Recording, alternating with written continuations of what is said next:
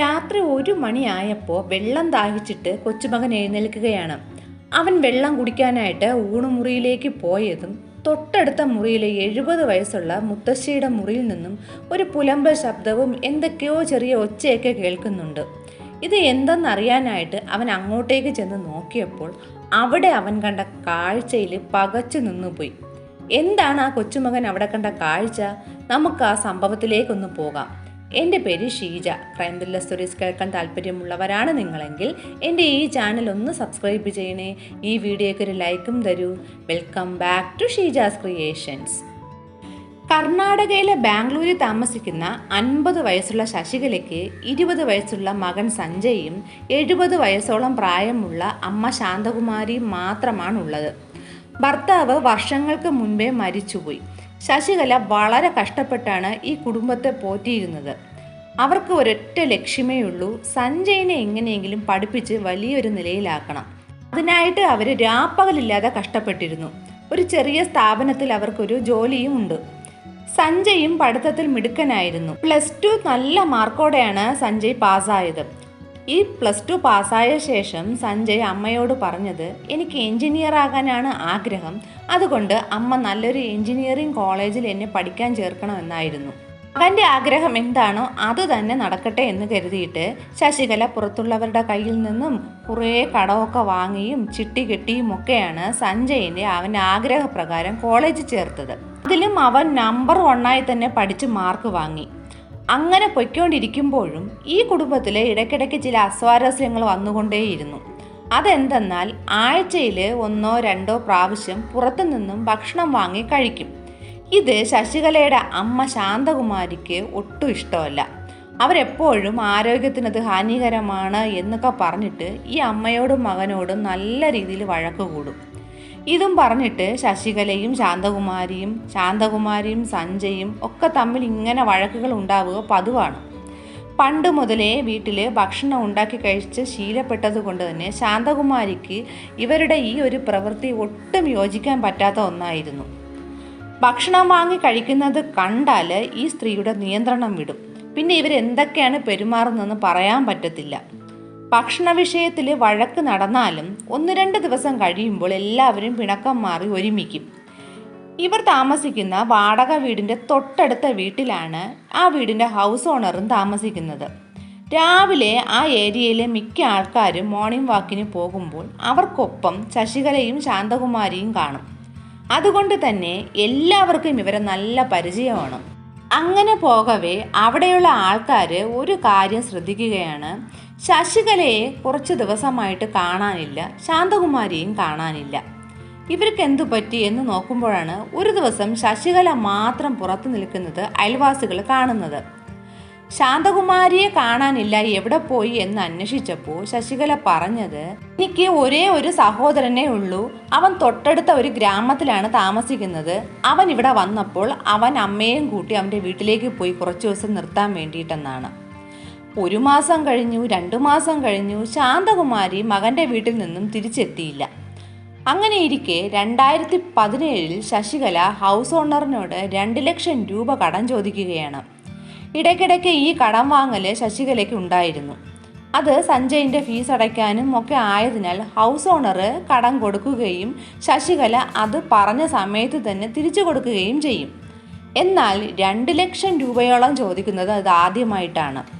അത്രയും പണം ഉടനെ എടുക്കാനില്ലാത്തത് കൊണ്ട് തന്നെ അയാൾ 2 ലക്ഷം രൂപയൊന്നും ഇപ്പോൾ ഒരുമിച്ചെടുക്കാനില്ല, ഇപ്പോൾ വേണമെങ്കിൽ ഒരു 50,000 രൂപ തരാം, പിന്നീട് ഒരാഴ്ച കഴിഞ്ഞിട്ട് 1.5 ലക്ഷം രൂപ തരാം എന്ന് പറഞ്ഞു.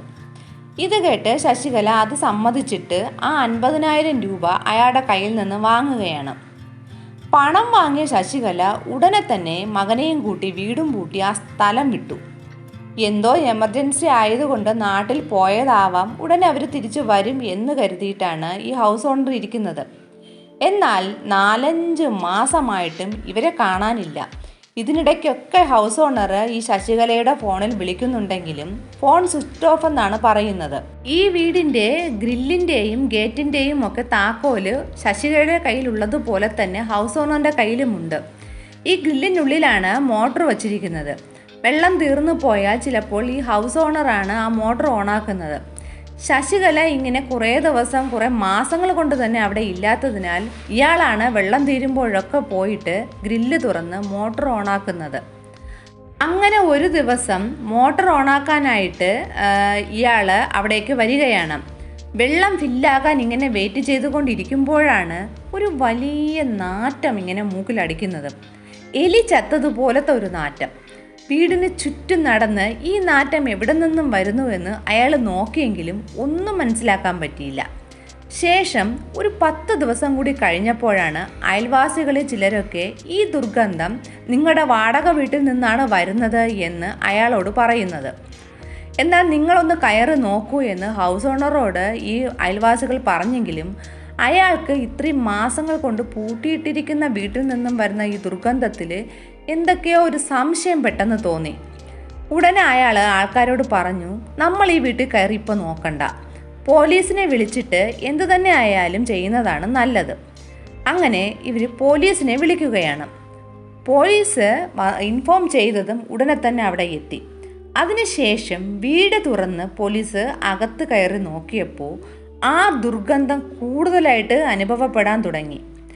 അമ്മയും മകനും വീട് വിട്ടു പോയെങ്കിലും അവരുടെ സാധനങ്ങളെല്ലാം ആ വീട്ടിൽ തന്നെ ഉണ്ട്. എന്നാൽ ഈ ദുർഗന്ധം എവിടെ നിന്നാണ് വരുന്നതെന്ന് ഹൗസ് ഓണറും പോലീസും തിരഞ്ഞെങ്കിലും അവർക്ക് ഒന്നും കണ്ടെത്താൻ കഴിഞ്ഞില്ല. ഒന്നും കണ്ടെത്താൻ കഴിയാത്തത് കൊണ്ട് തന്നെ പോലീസ് ഈ തിരച്ചിലങ്ങ് അവസാനിപ്പിച്ച് പോകാൻ തുടങ്ങുകയാണ്. അന്നേരം ഈ ഹൗസ് ഓണർ പറഞ്ഞു, സാർ 5 നിമിഷം ഒന്ന് വെയിറ്റ് ചെയ്യാമോ, ഞാൻ ഒന്നും കൂടി ഇവിടേക്കൊന്ന് നോക്കട്ടെ എന്ന്. അത് പ്രകാരം പോലീസ് പുറത്തിറങ്ങി ഇയാൾ 5 മിനിറ്റ് ആ വീടൊന്ന് പരിശോധിക്കട്ടെ എന്ന രീതിയിൽ മാറി നിൽക്കുകയാണ്. എന്നാൽ ഇയാൾ ആ വീട് ഒന്നുകൂടി പരിശോധിച്ചതും അയാൾ അവിടെ ഒരു കാഴ്ച കണ്ട് ഞെട്ടിപ്പോയി. ബെഡ്റൂമിലെ മൂലയിൽ ഒരു വ്യത്യാസം അയാൾ ശ്രദ്ധിച്ചു. അവിടെ ഒരു കബോർഡ് ഉണ്ടായിരുന്നു. ഇപ്പോൾ ആ കബോർഡിൻ്റെ സ്ഥാനത്ത് ഒരു ചുമരാണുള്ളത്, ഒരു പുതിയ ചുമര്. അത് കണ്ട് പോലീസ് ഇയാൾക്ക് എന്തോ തെറ്റ് പറ്റിയതായിരിക്കും എന്നാണ് മനസ്സിലാക്കിയത്. ചുമരോട് ചേർന്ന് നിർമ്മിച്ച കബോർഡ് എങ്ങനെ പെട്ടെന്നില്ലാതാവും എന്നായി പോലീസ്. എന്നാൽ അതിന് അയാൾ പറഞ്ഞത്, സർ, ഈ വീട് കെട്ടിയ എനിക്ക് എങ്ങനെ മിസ്റ്റേക്ക് വരും? ഇവിടെ തുണികൾ വയ്ക്കാൻ നിർമ്മിച്ച ഒരു കബോർഡ് ഉണ്ടായിരുന്നു. ഇപ്പോൾ അതിൻ്റെ സ്ഥാനത്ത് ഒരു പുതിയ ചുമരാണ് ഇവിടെ ഉള്ളത്. ഇത് കേട്ട പോലീസിന് ആകെ കൺഫ്യൂഷനായി. അത് ശരിയാണ്, കാരണം വീട് കെട്ടിയ ഹൗസ് ഓണർക്ക് ഇത്ര ഉറപ്പുണ്ടെങ്കിൽ അത് തെറ്റാൻ വഴിയില്ല. ആ ചുമരിൻ്റെ അടുത്ത് നിൽക്കുമ്പോഴാണ് കൂടുതൽ ദുർഗന്ധവും വരുന്നതെന്ന് പോലീസിന് മനസ്സിലായി. ഒടുവിൽ ആ ചുമരിടിച്ചു നോക്കാൻ പോലീസ് തീരുമാനിക്കുകയാണ്.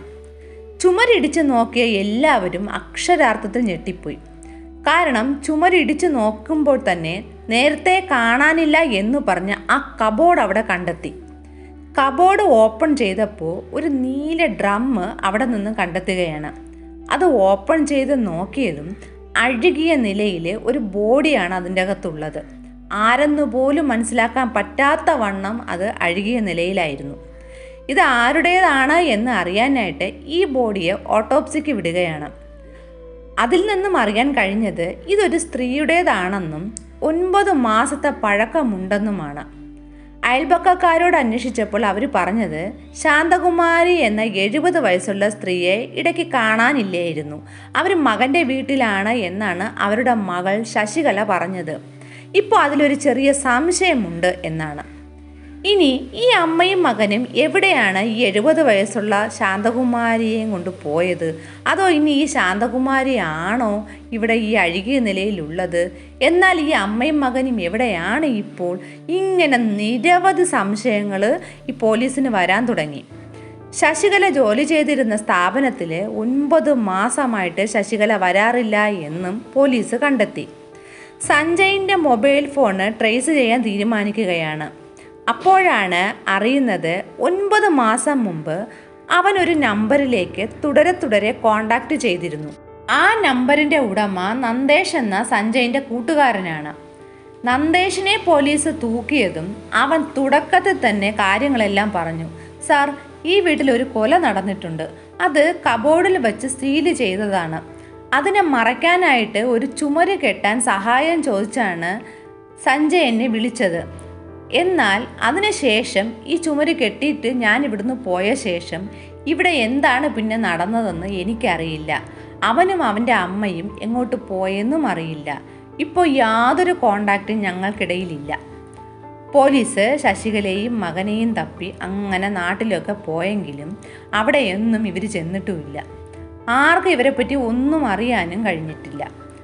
ഈ കേസ് അങ്ങനെ നിൽക്കുകയാണ്, ഒന്നും എങ്ങും എത്താതെ. അങ്ങനെ ഈ കേസ് ഇഴഞ്ഞിഴഞ്ഞ് മാസങ്ങൾ കഴിഞ്ഞു, വർഷങ്ങൾ കഴിഞ്ഞു. ഒടുവിൽ ഇതൊരു കോൾഡ് കേസാകാൻ തുടങ്ങി. 5 വർഷങ്ങൾ കഴിഞ്ഞു. 2022 പോലീസ് ഈ കേസിൻ്റെ ഫയല് വീണ്ടും എടുക്കുകയാണ്.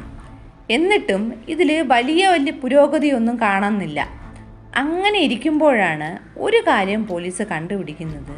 മഹാരാഷ്ട്രയിലെ ഗുർഗാപൂരിലെ ഒരു ബാങ്കിൽ സഞ്ജയ് എന്ന ഐഡൻറ്റിറ്റിയിൽ അക്കൗണ്ട് ഓപ്പൺ ചെയ്തിട്ടുണ്ട് എന്നത്. പോലീസ് സംഘം അവിടെ എത്തി. ആ അക്കൗണ്ട് എടുത്തിരിക്കുന്ന ആളിൻ്റെ അഡ്രസ്സ് എടുത്ത് പോലീസ് നേരെ ഒരു വീടിൻ്റെ മുന്നിൽ വന്ന് നിൽക്കുകയാണ്. ആ വീടിൻ്റെ വാതിൽ തട്ടിയതും വാതിൽ തുറന്ന് പുറത്തു വന്നത് ശശികലയായിരുന്നു. അതിന് തൊട്ട് പിന്നാലെ എന്തെന്ന് നോക്കാനായിട്ട് വരുന്നത് സഞ്ജയും. പോലീസ് ഇവരെ 2 പേരെയും നേരെ ഒന്നും ചോദിക്കാതെ ബാംഗ്ലൂരിലേക്ക് കൊണ്ടുവരികയാണ്. അതിനുശേഷം ഇവരെ ചോദ്യം ചെയ്തു. ചോദ്യം ചെയ്യാൻ തുടങ്ങിയതും ഇനി രക്ഷയില്ല എന്ന് മനസ്സിലാക്കി തന്നെ ഇവർ സത്യങ്ങളെല്ലാം പറഞ്ഞു. ഇവർ പറഞ്ഞത് കേട്ട് ഇങ്ങനെയും ഒരു കൊല നടത്തി മറയ്ക്കാൻ പറ്റുമോ എന്ന് പോലീസ് ചിന്തിച്ചു പോയി. ഓഗസ്റ്റ് മാസം 2016 സഞ്ജയ് കോളേജ് വിട്ട് വീട്ടിലേക്ക് വരികയാണ്. വന്നപ്പോൾ ശശികലയ്ക്ക് ഏറ്റവും ഇഷ്ടപ്പെട്ട ഗോബി മഞ്ചൂരിയനും കുറച്ച് ബിരിയാണിയൊക്കെ വാങ്ങിയാണ് അവൻ വരുന്നത്. ഇത് കണ്ട് ശാന്തകുമാരിക്ക് കലി കയറാൻ തുടങ്ങി. ഇവർ കുറേ വഴക്കുണ്ടാക്കിയിട്ട് പിന്നെ ഒന്നും മിണ്ടാതെ മുറിയിലേക്ക് പോയി വാതിലടച്ചു. അങ്ങനെ ഇവർ അമ്മയും മകനും ഭക്ഷണമൊക്കെ കഴിച്ച ശേഷം രാത്രി ഏകദേശം 1 മണിയായപ്പോൾ സഞ്ജയിന് വെള്ളം കുടിക്കാൻ തോന്നുകയാണ്. അവൻ എഴുന്നേറ്റ് ഊണുമുറിയിലേക്ക് വെള്ളം കുടിക്കാൻ വരുന്നതും ഈ 70 വയസ്സുള്ള ഈ മുത്തശ്ശിയുടെ മുറിയിൽ നിന്നും എന്തൊക്കെയോ പുലമ്പലും ഒച്ചയൊക്കെ കേൾക്കുന്നുണ്ട്. അത് എന്തെന്ന് നോക്കാനായിട്ട് സഞ്ജയ് ശശികലയും വിളിച്ചുകൊണ്ട് അങ്ങോട്ടേക്ക് ചെല്ലുകയാണ്. ചെന്നപ്പോൾ ശാന്തകുമാരി അവിടെയുള്ള സാധനങ്ങളൊക്കെ വലിച്ചു വാരിയിട്ട് പിറുപിറുത്തുകൊണ്ടിരിക്കുന്നു. ഇത് ചോദ്യം ചെയ്ത ശശികലയോട് ശാന്തകുമാരി അങ്ങ് പൊട്ടിത്തെറിക്കുകയും നിയന്ത്രണം വിട്ട് അവർ മകളുടെ കഴുത്തിൽ പിടിച്ച് ഞെരിക്കുകയും ചെയ്തു. ഇത് കണ്ടുകൊണ്ടിരുന്ന സഞ്ജയിന് ഈ കഴുത്ത് ഞെരിക്കുന്നതിൽ തൻ്റെ അമ്മയ്ക്ക് വലുത് സംഭവിക്കുമോ എന്നൊരു ഭയം വരികയും അവൻ ഓടിച്ചെന്ന് മുത്തശ്ശിയുടെ കഴുത്തിൽ പിടിച്ച് ഞെരിക്കുകയും ചെയ്തു. നിർഭാഗ്യവശാൽ ശാന്തകുമാരി ശ്വാസം കിട്ടാതെ അവിടെ നിലത്ത് മരിച്ചു വീണു. ഇത് ഒരു പ്ലാൻ ചെയ്ത കൊലയല്ല. അമ്മയെ രക്ഷിക്കാൻ വേണ്ടിയിട്ട് അവൻ ശ്രമിച്ചപ്പോൾ പറ്റിയതാണ്. ഇവർക്ക് എന്ത് ചെയ്യണമെന്ന് പിന്നെ ഒരു പിടിയും കിട്ടിയില്ല. സംഭവിക്കേണ്ടതെല്ലാം സംഭവിച്ചു. ഹാർട്ട് അറ്റാക്ക് എന്നൊക്കെ പറഞ്ഞിട്ട് എല്ലാവരും അറിയിക്കാമെന്ന് വെച്ച് കഴിഞ്ഞാൽ ഈ ശാന്തകുമാരിയുടെ കഴുത്തിൽ അപ്പോഴേക്കും കഴുത്തിലെ ഒരു ചുമന്ന പാട് അവിടെ തെളിഞ്ഞു വന്നിരുന്നു. അപ്പോൾ അത് വെച്ച് തന്നെ എല്ലാവർക്കും മനസ്സിലാകും, പോലീസും പെട്ടെന്ന് കണ്ടുപിടിക്കും എന്ന് ഇവർക്കറിയാം. ഇവർ പിന്നെ ചെയ്തത് ഈ ബോഡി ഒളിപ്പിക്കാൻ ശ്രമിക്കുകയാണ്. പുഴയിലേക്ക് കൊണ്ട് തള്ളിയിടാമെന്ന് വെച്ചാൽ അത് ഒരിക്കലും നടക്കുന്ന കാര്യമല്ല. കാരണം ഹൗസ് ഓണർ തൊട്ടടുത്ത് തന്നെ ഉണ്ട്. അപ്പോഴാണ് ഇവരുടെ തലയിൽ ഒരു ബുദ്ധി വരുന്നത്, ഈ ബോഡി ഈ വീട്ടിൽ തന്നെ ഒളിപ്പിക്കാമെന്ന്. അങ്ങനെ നോക്കിയപ്പോഴാണ് വീട്ടിലൊരു നീല ഡ്രം ഇരിക്കുന്നത് സഞ്ജയിന് ഓർമ്മ വന്നത്. സഞ്ജയ് ആ ഡ്രം എടുത്തുകൊണ്ട് വന്നിട്ട് ബോഡി അതിലാക്കി. അതിനുശേഷം നന്ദേഷിനെ വിളിക്കുകയാണ്.